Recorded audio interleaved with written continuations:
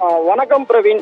Madurai Vandiyur tollgate பகுதியில் செல்போனில் பேசியபடி காரை அஜாக்கிரதையாக மரணத்தை விளைவிக்கும் வகையில் ஓட்டியதாக டிடிஎஃப் வாசன் மீது பிணையில் வெளிவர முடியாத அளவுக்கு, அதாவது 308 பிரிவின் கீழ் அண்ணாநகர் காவல் நிலையத்தை வழக்கு பதிவு செய்து சென்னையிலிருந்து கைது செய்யப்பட்டு மதுரைக்கு அழைத்து வந்து விசாரணை மேற்கொண்டு வருகின்றனர். பிரவீன், பைக் ரேசரான டிடிஎஃப் வாசன் ஏற்கனவே இருசக்கர வாகனத்தை மரணத்தை விளைவிக்கும் வகையில் அபாயகரமாக ஓட்டியதாக வழக்கு ஒன்றில் 10 ஆண்டுகள் பைக் ஓட்டுவதற்கு நீதிமன்றம் தடை விதித்துள்ளது.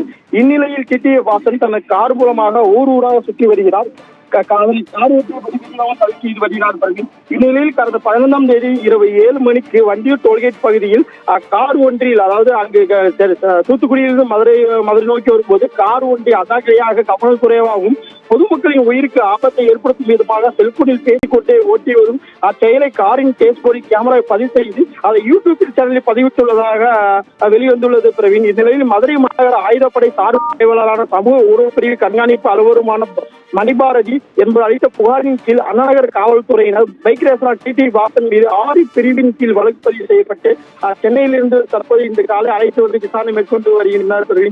மேலும் கூடுதலாக மரணத்தை விளைவிக்கும் வகையில் ஒரு வாகனத்தை ஓட்டியதாக 308 பிரிவின் கீழ் வெளிவர முடியாத வழக்கு பிரிவின் கீழ் தற்போது வழக்கு பதிவு செய்யப்பட்டு விசாரணை மேற்கொண்டு வருகின்றனர். ஏற்கனவே பைக் ஓட்டுநருக்கு 10 ஆண்டுகள் தடை விதித்துள்ள நிலையில் மதுரையில் தூத்துக்குடி செல்லும் போது காரில் பேசியபடி ஆபத்தை விளைவிக்கும் வகையில் காரை இயக்கியதாக டிடிஎஃப் வாசன் மீது வழக்கு பதிவு செய்யப்பட்ட நிலையில் வாசனை அண்ணாநகர் காவல் நிலையத்தில் கைது செய்து தற்போது விசாரணை மேற்கொண்டு வரும் நிலையில் அவர் கண்ணில் சிறிது நேரம் வலி ஏற்படுவதாக கூறியதை அடுத்து மீண்டும் மதுரை அரசு ராஜாஜி மருத்துவமனைக்கு வந்து அவர் மருத்துவ பரிசோதனைக்காக அழைத்து வரப்பட்டுள்ளார். பிரவீன், ஏன்னா தொடர்ந்து வந்து கைது செய்யப்பட்ட நீதிமன்றத்தில் ஆஜர்படுத்துவதற்கு முன் அரசு ராஜாஜி மருத்துவ பரிசோதனை செய்யப்படுவதாகவும், அந்த வகையில் தற்போது வந்து மதுரை அரசு ராஜாஜி மருத்துவமனையில் அவருக்கு வந்து மருத்துவ பரிசோதனை நடைபெற்று வருகிறது.